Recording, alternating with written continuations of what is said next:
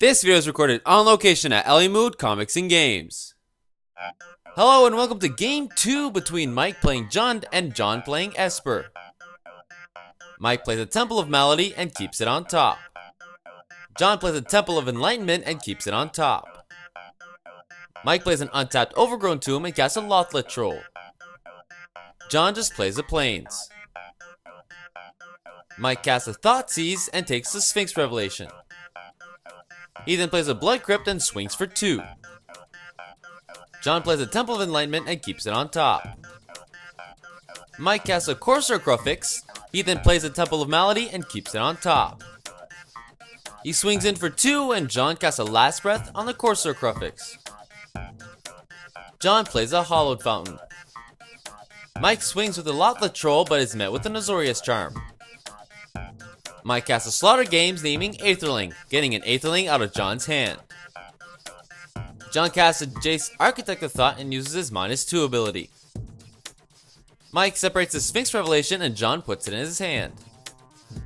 Finally, he plays an Azorius Guildgate. Mike casts a Rakdos Return for 2 and redirects the damage to Jace.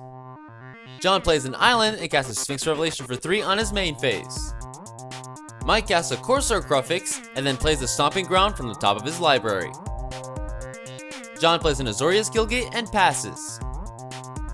Mike swings in for 2 with the Courser. He then casts a Lothlet Troll which is met with a Dissolve. John keeps it on top. Mike casts a second Lothlet Troll and John cycles an Azorius Charm. John plays an Azorius Guildgate. He then casts a Detention Sphere on the Lothlet Troll. Mike just swings in for 2. John plays an Island and passes. At the end step, Mike abrupt decays the Detention Sphere, which is met with a Dissolve from John, but doesn't counter it, but he still gets his Scry. John keeps it on top. Mike swings in for 4. Mike casts an Elspeth. He then uses her +1 ability. Mike swings the team at Elspeth and John blocks the Lothlet Troll with 2 tokens and blocks the Courser with 1. Mike discards 3 creatures to the Lothlet Troll and deals 3 trample damage to the Elspeth. John uses Elspeth's +1 ability and passes. Mike plays a Mana Confluence gaining a life. He then swings the Courser at John and the Troll at Elspeth. John just blocks the Courser. At the end step, he casts a Sphinx Revelation for 6. John casts a Detention Sphere naming Lothlet Troll. He then swings in for 2.